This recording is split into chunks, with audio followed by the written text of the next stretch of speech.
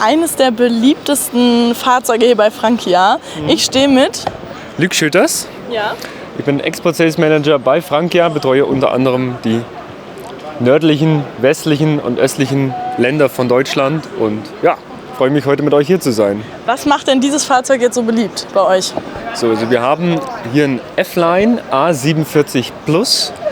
Plus steht bei Frankia für die Rundsitzgruppe im Heck und dafür ist Frankia eigentlich bekannt für die Rundsitzgruppe.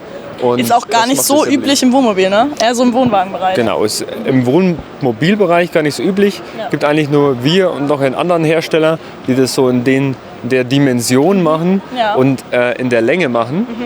Wir haben hier ein A47, haben wir vorhin schon gesagt, als Alkoven. Also wir haben hier das Alkoven-Modell. Das gleiche Modell gibt es eigentlich noch als integriertes Fahrzeug.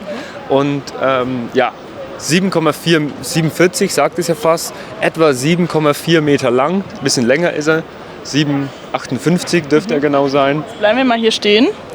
Und das musst du uns jetzt hier nochmal zeigen. Wir haben hier, was wir hier Schönes zeigen können, ist, wir haben hier F-Line, also habe ich vorhin gesagt, also ein Fiat-basiertes Fahrzeug. Ja, richtig. Was hast du gesagt, Jan? Man kann hier durchladen. Ja? Fiat-basierte Fahrzeuge. Die sind bei Frankia, die Fiat-basierte Fahrzeuge, also die F-Line-Fahrzeuge, immer in Verbindung mit einem Alco-Chassis. Alco-Chassis heißt, wir haben Doppelboden, wir haben auch Ladedoppelboden. Und, Aber nicht automatisch Fußbodenheizung? nicht automatisch Fußbodenheizung, aber der Doppelboden ist schon immer beheizt. Also punktuell ist der schon immer heiß. Okay. Natürlich, wenn ich eine Warmwasserheizung mitbestelle, dann ist es etwas gleichmäßiger als bei der Luftheizung. Gut, okay. Und dann haben wir hier die Öffnung von der Moment, ich kann beide Heizungen bestellen? Also sowohl Warmwasser oder? Genau, ja. Also nicht kombinieren, sondern entweder oder. Genau, entweder oder. Ja, also okay. Standardmäßig haben wir die Truma verbaut und man kann auch auf Alde wechseln. Das ist ja mega gut, oder? Dann kann man sich eigentlich selber entscheiden, was man möchte. Ja, sicherlich. Sorry. Und Ich denke jetzt wahrscheinlich wieder, das ist doch vollkommen normal. Ist das vollkommen normal oder?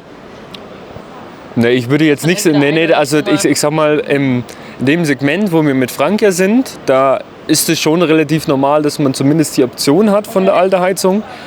Ich sag mal, eher im unteren Preissegment ist es nicht üblich, dass man die Alte mitbestellen kann, weil auch der Möbelbau entsprechend vorgesehen sein muss für die Warmwasserleitungen. Ja, verstehe. Und er denkt sich auch so, ich bin immer so im Flow und dann unterbricht sie mich wieder und stellt irgendeine blöde Frage, die eigentlich keinen interessiert.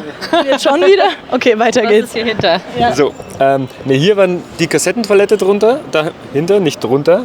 Sondern hier haben wir das Kabel, also die CE-Steckerkupplung, die ist jetzt auf der Messe natürlich schon ganz nach unten verlegt, ist aber eine 10 Meter Kabeltrommel, also ich kann so richtig rausziehen. Das gleiche haben wir auch hier, also hier sind wir auch wieder, sagen wir mal, ein bisschen autonomer unterwegs, beziehungsweise ein bisschen bequemer unterwegs. Wir haben hier für die Frischwasserbefüllung an der Zentralversorgung haben wir hier einen Schlauch, den können wir einfach nur mit der Gardena-Steckverbindung. Ja, red weiter. Gerne ganz kurz sagen. Ja, mit der Gardena Steckverbindung verbinden und dann den Frischwassertank befüllen. Bevor wir hier weiterreden, haben wir die 3-Minuten-Regel. Genau. Erzähl uns, was ist die 3-Minuten-Regel? Die 3-Minuten-Regel, also wir müssen jetzt erstmal nicht vergessen, den Kanal abonnieren. Genau. Daumen nach oben, schreibt es in den Kommentarfeldern, ist immer gut für den Algorithmus, ne, Kommentare zu haben. Hat's gecheckt. Die Kommentare interessieren es auch. Also das ist wirklich so. Nee, ist wirklich so, genau. Also ihr könnt auch 3 Ausrufezeichen reinsetzen, oder nicht? Hauptsache Kommentare. Das hat er jetzt gesagt. Genau. Nee, am wichtigsten, Leute, ist, abonniert bitte German Television, damit wir weiter so gute Videos für euch machen können oder uns verbessern können auch. Genau. Und dass sich das Sven auch mal gescheite Moderatoren leisten kann, oder? Macht mal einen Kommentar, wenn ihr das Video ganz bis zum Schluss geguckt habt und macht einfach mal einen Geh ins Kommentar. Ja, genau. Okay, perfekt. Weiter geht's. So, Frischwasserbefüllung hatten wir, dann haben wir hier nochmal einen langen Abwasserschlauch. Den haben wir mit Absicht so lang gestaltet. Der kann auch noch gekürzt werden, aber ab Werk kommt er einfach so lange mit dazu, dass wenn man kennt es ja von manchen Stellplätzen, dass der Ablass, dass man da nicht genau drüber fahren kann, dass ich den hier einfach verbinden kann und dann und was machen dann die wirklich sowas nicht haben? Die kaufen sich dann sowas von Frankia noch. Was macht man da? Das ist schon eine relativ lange Serie bei Frank. Also Ja, es ist halt nee, eigentlich, was Die jeder- keinen Frank hier haben. Genau. Die kein Frank haben. Man kann natürlich Ja, auch Pech. einen längeren Ablassschlauch kaufen. Also man könnte Okay. sicherlich ein Zubehör, was man dann lösen könnte. Ich habe mal eine Frage, und zwar die Kabeltrommel, muss man die dann nicht eigentlich auch immer trotzdem abrollen? Die Komplett? hier meinst du? Ja, muss man die komplett abrollen oder darf die dann auch so bleiben, wie sie jetzt hier Nee, so also es ist Die ist ja nicht in der Sonne dann, John. Nee, aber es geht ja um das Aufgerollte. Was Aber es ist schon empfehlenswert, die komplett rauszuziehen, also diese 10 Meter, damit sich das nicht aufheizt und man am Ende dann einen Kurzschluss weil hat. es hier gerade so stramm aussieht. Deshalb habe ich mich gefragt, ob das auch Hier so ist es, bleiben kann. ich sag mal, bei bestimmten Strömen oder wenn es jetzt nicht direkt an der knallen Sonne steht, passiert hier auch nichts. Aber auf dem Campingplatz würde sich das schon empfehlen. Also ein guter Hinweis. Ja, klar. Genau, Die Jeanne-Technik-Tante. Ja. genau. Okay, Dann haben weiter wir geht's. hier dahinter haben wir unser Platz für 2x11 Kilo Gasflaschen. Ja, mit unserem Trumadou Control. Trumadou Control, Das ist ein Crash-Sensor und man muss es genau. Crash Sensor mit automatischer Umschaltung. Ich bin begeistert. Genau, wenn die eine Flasche leer ist, geht es auf die andere und wenn ein Crash-Sensor drin ist, muss man die nicht ausmachen. Dann kann die einfach so bleiben. Sagt der Gesetzgeber anders, aber die meisten machen es dann nicht mal auf. Ne? Ah, nee, man muss es trotzdem machen. Ich dachte, mit dem Crash-Sensor erspart man sich das. Gesetzgeber schon, Ja. aber jeder bestellt es mit, damit er es auflassen könnte. Mir wurde auch schon erklärt, man darf kein Spiegelei während der Fahrt machen. Blöd. Wer kommt auf so eine Idee? Ich. Habe ich natürlich nie gemacht, aber nur so rein theoretisch. Rein theoretisch. Genau. Okay. Also, wir Hier sehen gehen. wir noch den Auslass von der Alterheizung und hier sehen wir wieder unsere Winterabdeckungen vom Kühlschrank. Und da wissen wir wieder, 3-Wege-Kühlschrank, also ein Sauber. Absauber. Er hat unser Wissen gerade mal abgefragt. Okay, hier können wir wieder von hinten beladen. Genau, wir sehen von hinten, wir können jetzt sogar die Heckklappe zeigen. Frank ja typisch natürlich, sehr einfach zum Beladen. Diesmal mit 2 Klappen, einen rechts und die Heckklappe hinten. Die Heckklappe ist immer Serie bei Frank, ja. Außer beim Neo. Beim Neo ist es eine Option, das ist im Smart Load Pack mit drin. Und hier sehen wir natürlich wieder unseren schönen Riffelblechboden, sage ich mal, unseren Anti-Slip-Boden.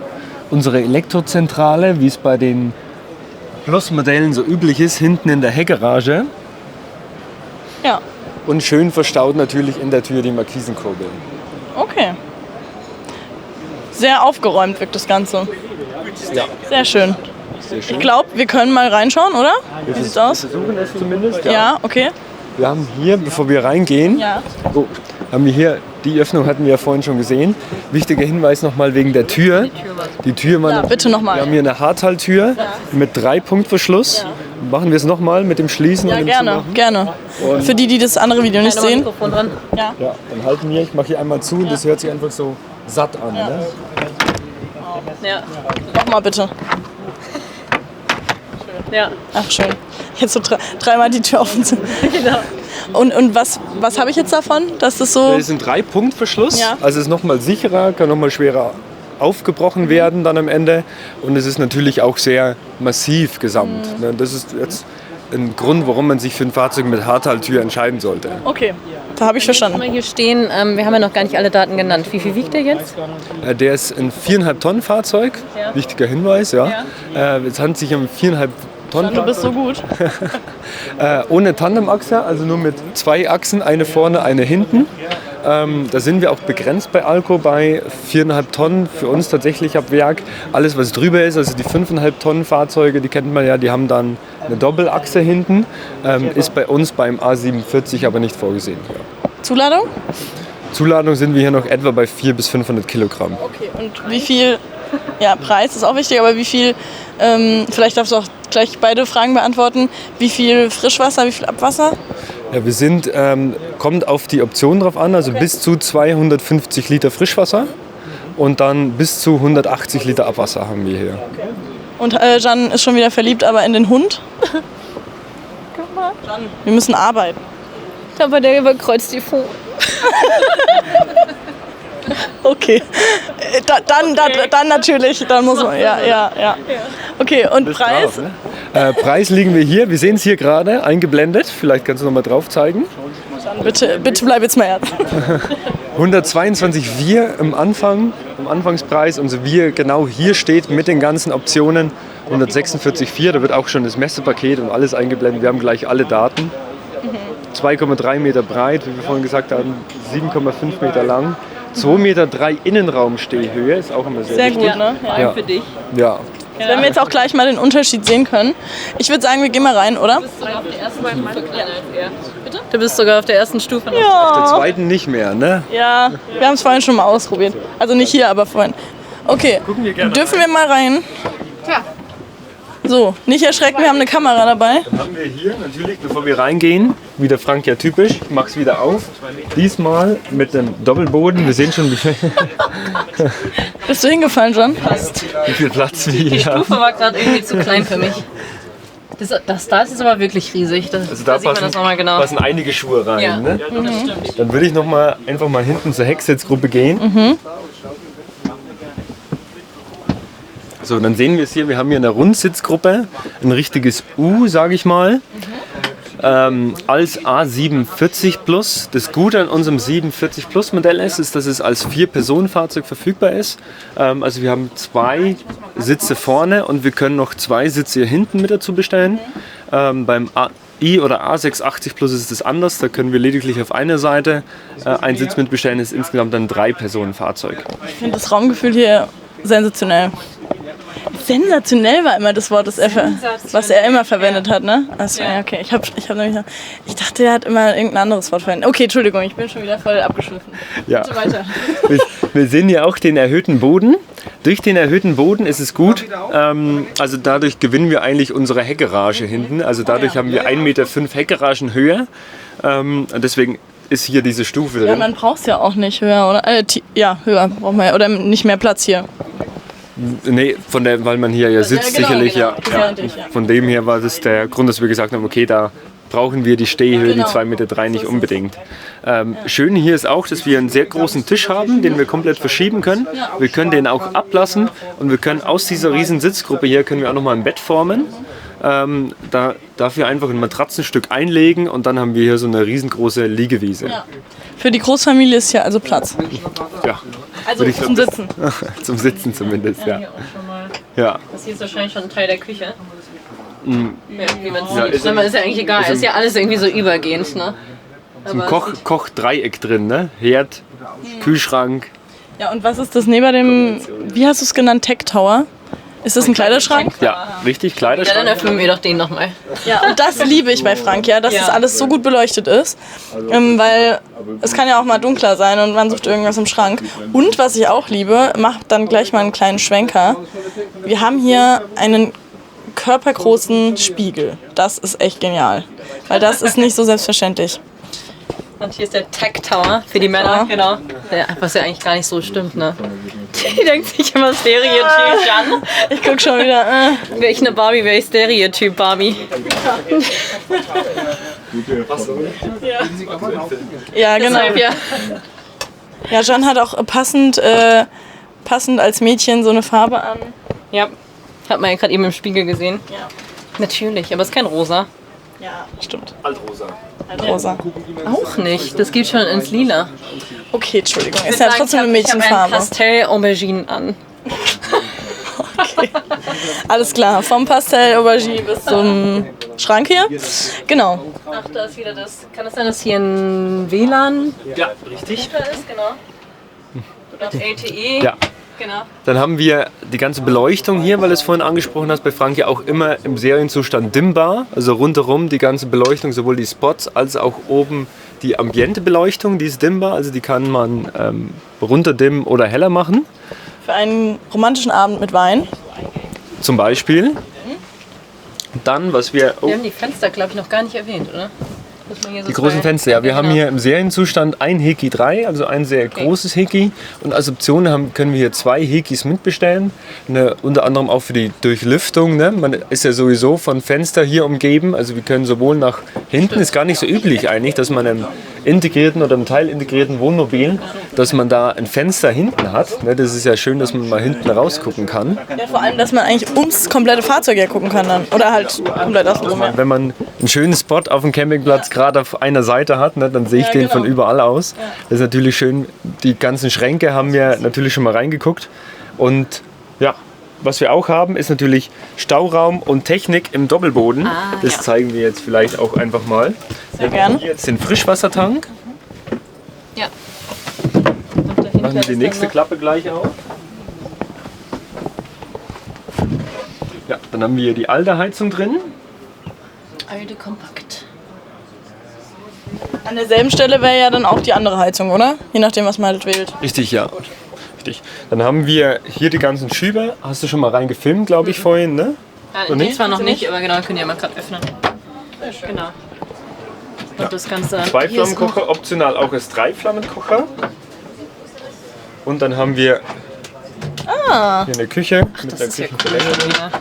Gut. Sag mal, ich sehe in jedem Wohnmobil immer noch mal was anderes. Eine kleine Idee nochmal, ne? okay. Also Frankia macht es irgendwie immer anders. Aber so kann man auch endlich mal den Platz nutzen unter der Spüle. Ja, und Normalerweise- dann die Platten müssen ja auch immer irgendwo hin, ne? Ja. Deswegen ist es gar nicht so verkehrt. Das stimmt. Ich finde auch, ja, red weiter. Nee, alles. Dann haben wir hier vorne das CWI-Bedienpanel und das Bedienpanel für die alte Heizung. Jetzt neu in 2024 immer mit Bluetooth, also das kann ich jetzt auch mit Bluetooth von außen steuern. Natürlich, wie man das kennt, mit 12 Volt, mit Wasserpumpe. Ein Knopf fürs Ice-X-System. Das Ice-X, dass der Gasfilter außen bei den Gasflaschen nicht zufriert. Okay. Und dann hier nochmal, das ist nur die Versorgung für die Satellitenschüssel zum Beispiel oder für den Fernseher. Das ist jetzt in diesem Fahrzeug nicht drin. Interessant. So, dann haben wir hier das Raumbad. Ja, Das das ist unser Job. Okay, Kann man rein. komm. Danach darfst du auch gerne wieder weitermachen.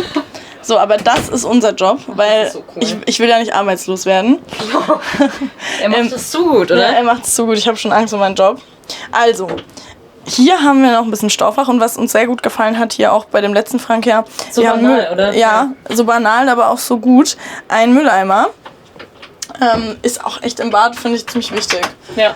Also, das ist tatsächlich wirklich für die Frauen. Also, weil, ich meine, ja, ich denke, die meisten Frauen wissen warum. Ja, das stimmt. Okay, auf jeden Fall haben wir hier auch noch hinter dem Spiegel 2 Schränke.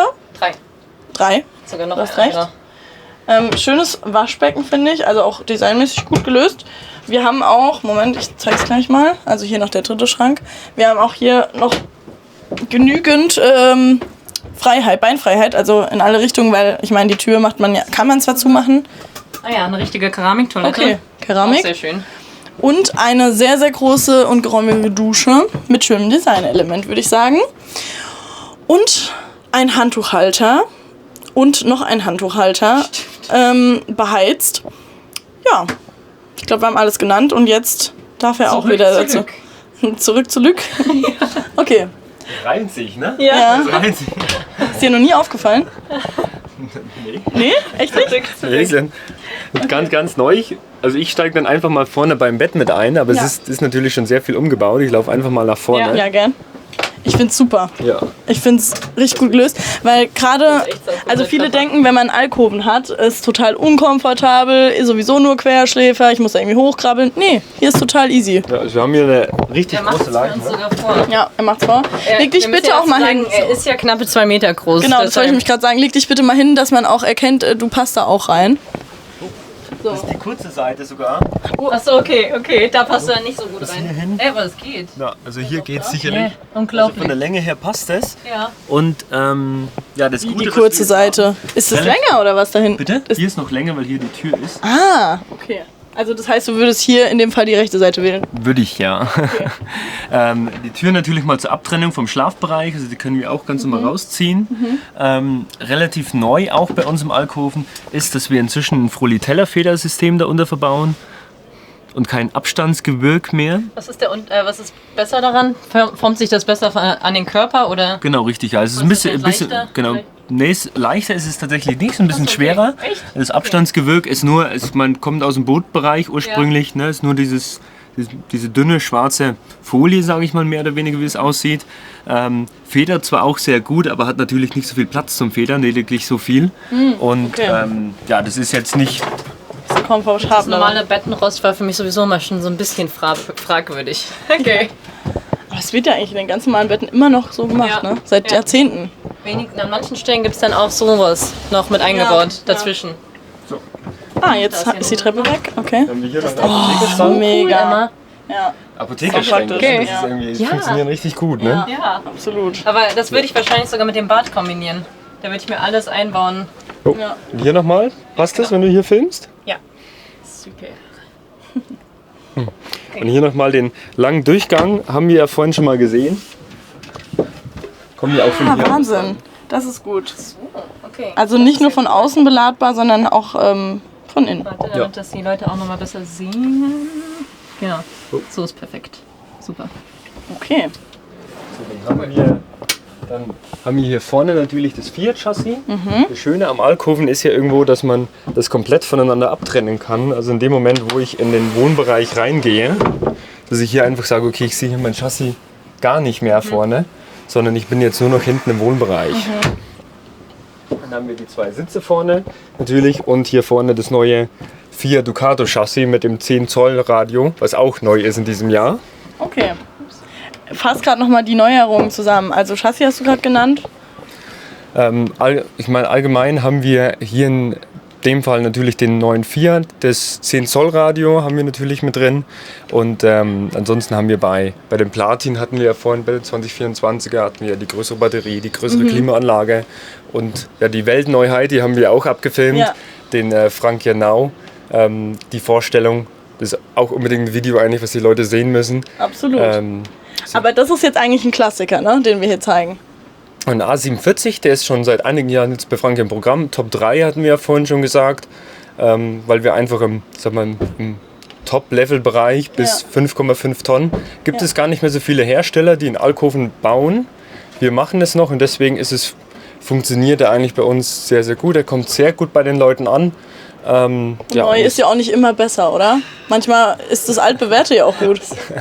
Na, manchmal vielleicht schon, ja. Der Nau war schon ziemlich gut. Ja, aber ich meine, das ist ja trotzdem ein tolles Modell. Ja, das stimmt. Nur weil er schon ein paar Jahre alt ist. Ja. Nur halt vielleicht, der andere ist natürlich noch mal extremst auf dem neuesten Stand. Ja, ja, klar. Aber es ist ja immer Geschmackssache. Ja, genau. Durchdacht und wurde schon Ich wollte den anderen jetzt nicht runtermachen dadurch. Wo ich jetzt auch dazu sagen muss, dass ich finde, vielleicht sind die Gardinen dann natürlich wieder Geschmackssache, aber an sich ist der ja schon relativ neutral gehalten. Von daher kann ich das jetzt so gar nicht pauschalisieren. Genau. Also mit der Farbe hier, mit dem Weiß, mit dem Matt-Weiß, wirken wir schon sehr modern. Ja, absolut.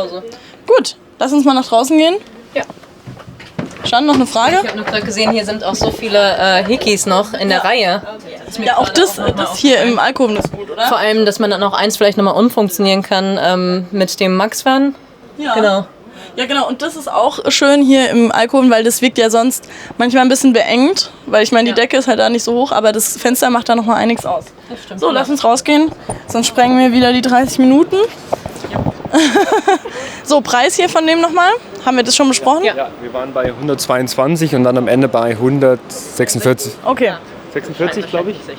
So, dann sag nochmal gerade deinen Namen und deine Funktion im Unternehmen. Vielen Dank. Also mein Name ist Luc Schöters, ein Export Sales Manager bei Frankia. Betreue die nördlichen, östlichen und westlichen Länder in Europa. Und Moderator von German Television. ja, zumindest auf dem Caravansalon. Vielen Dank fürs Einschalten.